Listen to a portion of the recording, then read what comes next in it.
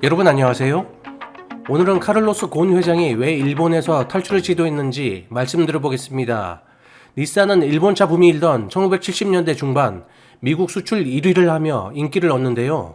89년 럭셔리 브랜드 인피니티를 런칭하며 무리하게 자금을 퍼붓는 바람에 1993년부터 적자에 시달리게 됩니다. 이후 포드 크라이슬러와의 합병이 실패해 자금이 간절해진 닛산에게 구원의 손길을 내민 것은 르노였습니다. 르노는 규모면에서 닛산보다 작았지만 프랑스 정부의 든든한 자금을 가지고 있는 데다 카를로스 곤이라는 경영이 규제가 있었습니다. 곤 회장은 당시 일본에선 상상도 못하던 과감한 인력 감축과 공장 폐쇄 등을 통해 단 1년 만에 닛산을 흑자로 돌려세웁니다. 이후 닛산은 승승장구하며 곤 회장의 구속 직전인 2017년에는 7조 5천억 원의 순이익을 기록합니다. 하지만 닛산은 궁지에서 벗어나고 매출이 늘자 곤 회장 체제 아래에 있는 것을 못마땅하게 생각하기 시작합니다. 여기에 르노가 닛산을 자회사로 만들려는 움직임까지 보이자 겉으로 미소 지으며 닛산과 일본 정부가 움직이기 시작합니다.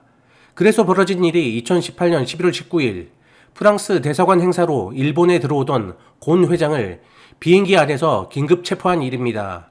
이때 도쿄 특수부는 르노의 손발을 묶으려고 닛산 일본 간부의 증언만으로 닛산 그렉 켈리 대표이사도 체포합니다. 곧바로 일본 언론들은 전날까지도 닛산의 스승이라 칭송하던 곤 회장을 구석구석 털어가며 비판하기 시작합니다. 곤 회장의 죄명은 소득신고 누락으로 인한 금융거래법 위반이었습니다. 곤 회장은 연봉이 높다는 비판을 피하려고 일부 보수를 퇴임 후 받으려고 한 것이라 말했으나 그대로 묵살됩니다. 2019년 3월 9일 곤 회장은 100억 원의 보석금을 내고 풀려나는데요. 곤 회장은 4월 11일 기자회견을 열어 자신의 억울함을 밝히겠다고 트위터로 알리는데 이 소식이 전해진 다음날 다시 체포됩니다. 체포 사유는 동일한데 보석까지 받아들인 후 동일 죄명으로 체포한 사례는 일본에서도 전무후무한 일이었습니다. 전례를 무시한 도쿄 검찰의 행동이 세계적으로 지탄을 받자 일본은 추가 보석금 50억 원을 받고 곤 회장을 석방합니다.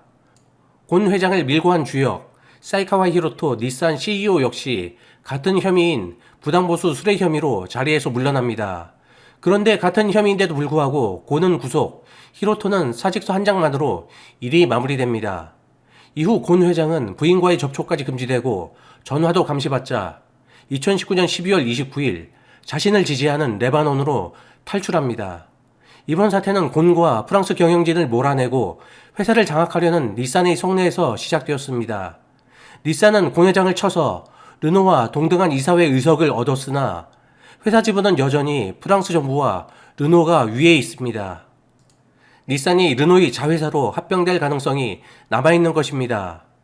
곤 회장의 일과 경영 혼란으로 닛산은 순이익이 급감하고 있는데요. 2017년 7조 5천억 원의 순이익이 2019년 1조 7천억으로 줄었습니다. 해외 언론에서는 이번 일을 시저를 뒤에서 찌른 브루투스에 비유하고 있습니다. 그러고 보니 우리도 그들에게 똑같은 일을 겪고 있었군요. 곧 시작될 곤 회장의 반격이 매우 궁금해지는 순간입니다. 감사합니다.